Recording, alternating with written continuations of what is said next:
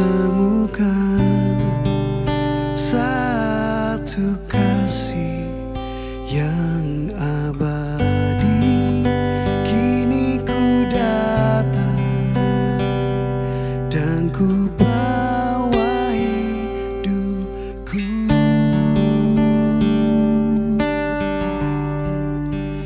memandang wajahmu, mengikuti kebaikanmu, mengejar hadirmu di dalam hidupku, membawa sembahku,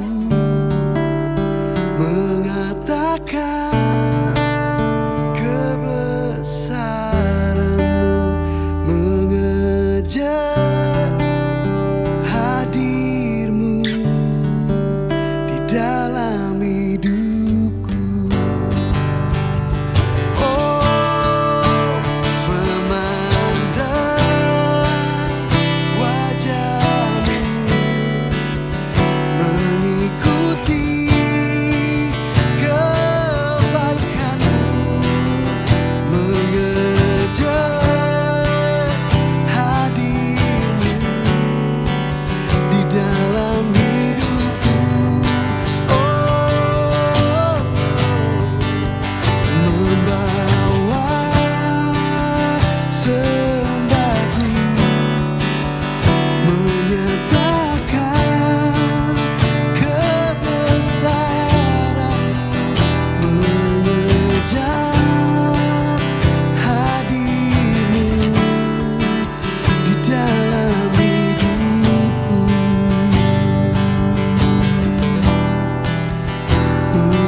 mengejar hadirmu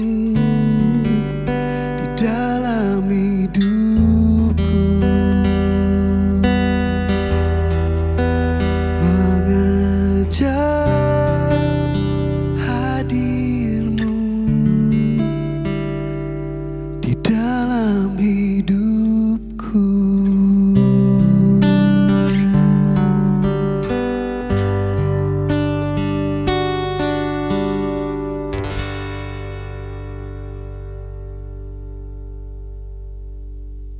Shalom, kembali lagi ke Roti Manis bersama saya, Jimmy Lucas, Ko Jim.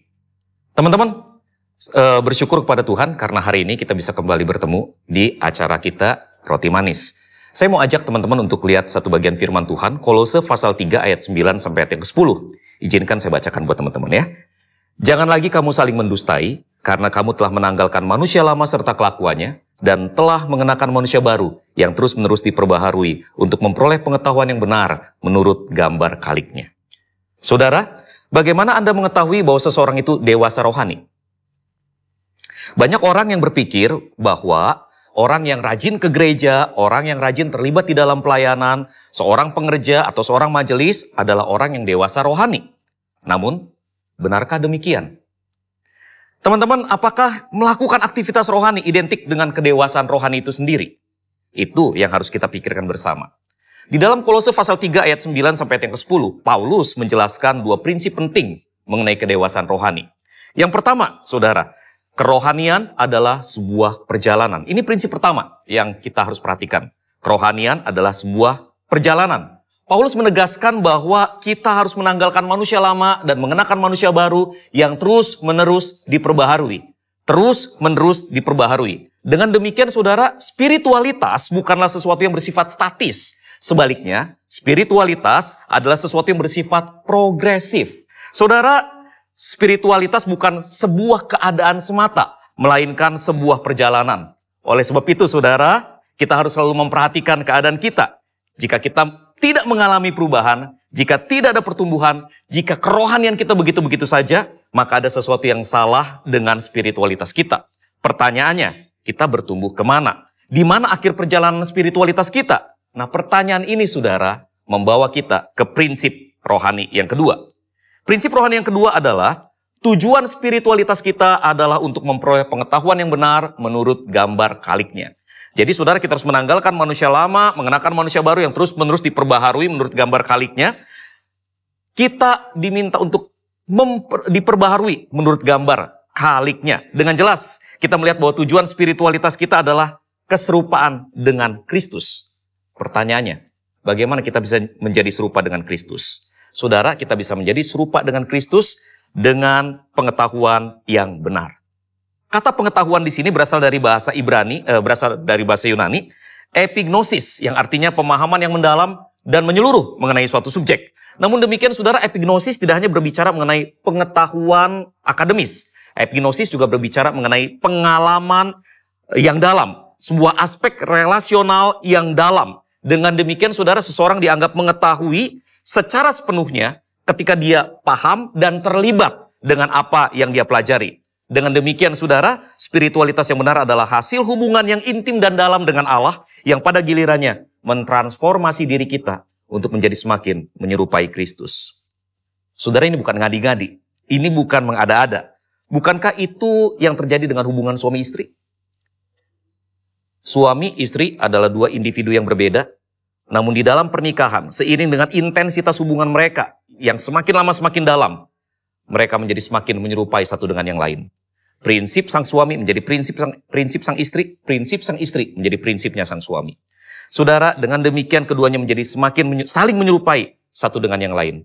Demikian pula halnya dengan hubungan kita dengan Allah.